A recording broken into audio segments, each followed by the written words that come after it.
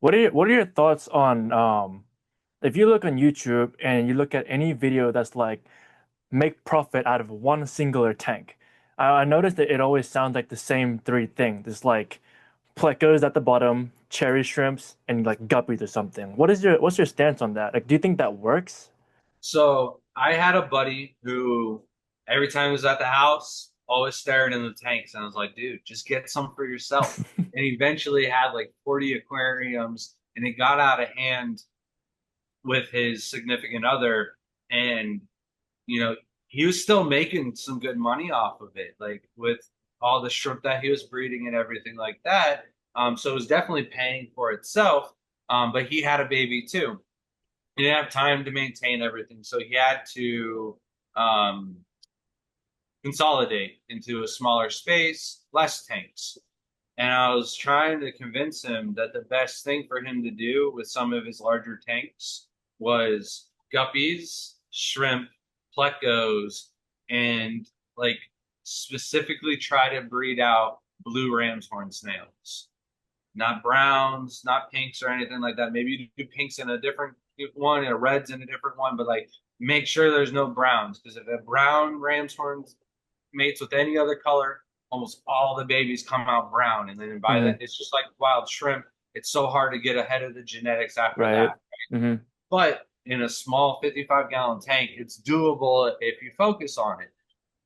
Do a different strain of guppy in each tank, do a different strain of bristlenose in each tank, and a different strain of neocaridina in each tank.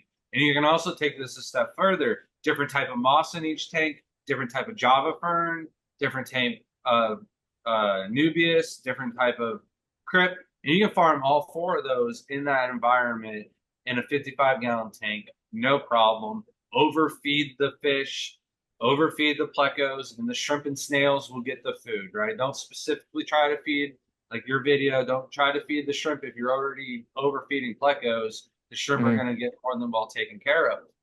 But he never went through with it. So like the video progression stopped. I was filming his house and he just ran into too many other things. He's trying to be a DJ, a notary, a real estate. He would Mm. also go to weddings and take photos and do the little firework explosion cannon things. And he had a lot going on. So the aquatics kind of took the backdrop. But I am a firm believer if you're trying to make especially like money selling stuff to clubs and swap meets and stuff like that, plecos, shrimp, and guppies are always going to be like bread and butter at all of these shows. And then the plants on top of it are just little extra something something to get them a little extra spending money, right? Yeah. So, um, and it's super easy to maintain. They can all be well with one another.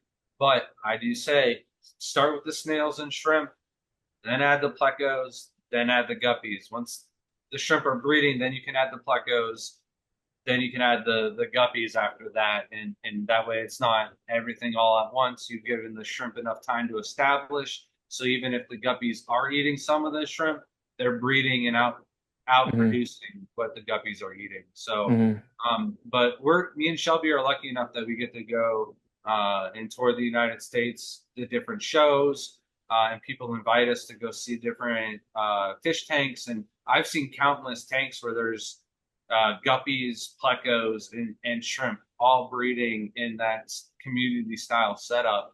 And you know they might not be getting as many shrimp as they would be in a shrimp only setup, but the Hmm. guppies and the plecos aren't affected by the shrimp. So they're breeding in the same amount of numbers and everything like that. As long as you're keeping the water clean and pristine, then your population of fish won't suffer. The shrimp are going to thrive in that same environment. So it's great if you're looking for, you know, a good little variety of different things that work well with one another. All right. Awesome.